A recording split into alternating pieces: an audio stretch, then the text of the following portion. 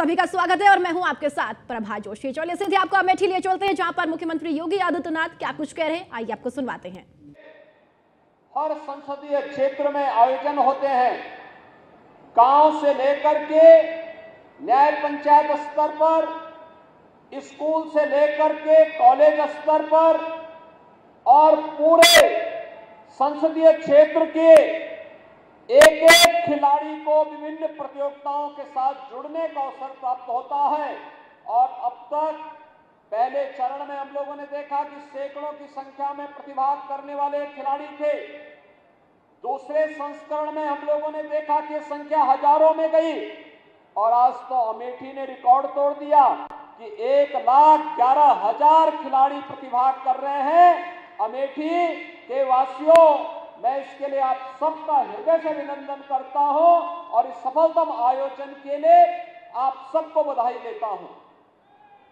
भाइयों बहनों, अभी भारत के सामर्थ्य और शक्ति का प्रदर्शन चीन में हुआ है। एशियन गेम्स में जब भारत के खिलाड़ियों ने सेंचुरी पार की है, पहली बार, आप याद करिए कि पहली बार 107 मेडल देश के खिलाड़ियों ने जीते हैं प्रधानमंत्री जी के प्रोत्साहन फलस्वरूप। ये भारत के सभी युवा खिलाड़ी थे और उसमें भी 25% मेडल ऐसे थे जो उत्तर प्रदेश के खिलाड़ियों ने जीते थे देश के लिए। याद करिए, जब वहां पर उत्तर प्रदेश के खिलाड़ी जो भारतीय टीम का हिस्सा थी और एथलेटिक्स के क्षेत्र में जब उसका प्रदर्शन की बात आई तो वह खिलाड़ी पहले चीन से पीछे चल रही थी, लेकिन अंतिम 30 सेकंड के अंदर उसने खेल का पासा पलट करके रख दिया।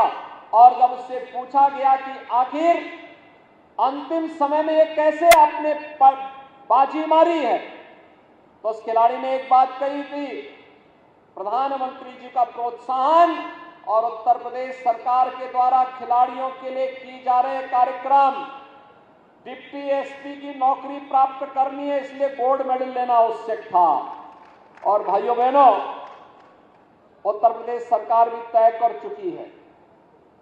गोल्ड मेडल पर प्राप्त करने वाले हमारे जो खिलाड़ी हैं, हम राज्य की तरफ से तो उनको 3-3 करोड़ रुपए की सहायता दे ही रहे हैं। एक सम्मान समारोह के साथ करेंगे और डिप्टी एसपी का पद भी इन खिलाड़ियों के लिए अभी से तैयार बैठा हुआ है। जब कहेंगे तब उनको नियुक्ति पत्र भी जारी करेंगे। आज उत्तर प्रदेश में हमने प्रधानमंत्री जी की प्रेरणा से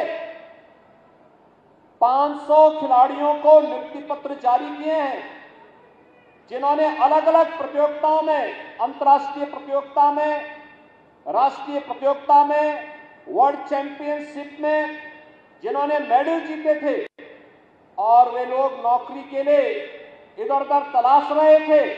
हमने एक साथ विज्ञापन निकाल करके अब तक 500 खिलाड़ियों को नियुक्ति पत्र हम दे चुके हैं। और मैं फिर कह रहा हूं कि नियुक्ति की कमी नहीं है और प्रतिभा की भी कमी नहीं है। हमें भारत के सामर्थ्य को प्रधानमंत्री जी की लीडरशिप में वैश्विक मंच तक पहुंचाना है और इसलिए सभी खिलाड़ियों को फिर से मैं आह्वान करूंगा कि हम सब पूरी मजबूती के साथ कार्य करेंगे। तो भाइयों बहनों, कोई कारण नहीं कि आज जो गांव के हमारे प्रतियोगी स्कूल कॉलेजेस के माध्यम से अपना एक नया स्थान बना रहे हैं, कोई कारण नहीं भाइयों बहनों। एक दिन अमेठी में भी जैसे सुश्री सुधा सिंह ने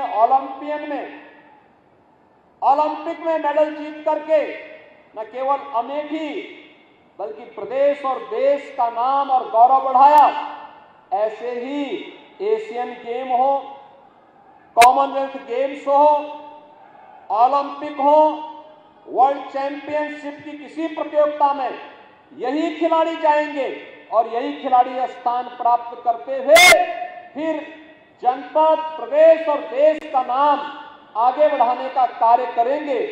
इसके लिए अनेक प्रतियोगिताएं हुई हैं और मैं आज के इस अवसर पर इस बारे में कहूंगा कि राज्य सरकार ने पहले से तय कर रखा है, हर गांव में खेल का मैदान हो, हर विकास खंड स्तर पर एक मिनी स्टेडियम हो, हर जनपद स्तर पर एक स्टेडियम का निर्माण हो, गांव-गांव में ओपन जिम का निर्माण हो, महिला मंगल दल और युवक मंगल दल को स्पोर्ट्स किट उपलब्ध करवाने के कार्यक्रम, जिसके क्रम में अब तक 80,000 युवक मंगल दल और महिला मंगल दल को स्पोर्ट्स किट उपलब्ध कराए जा चुके हैं।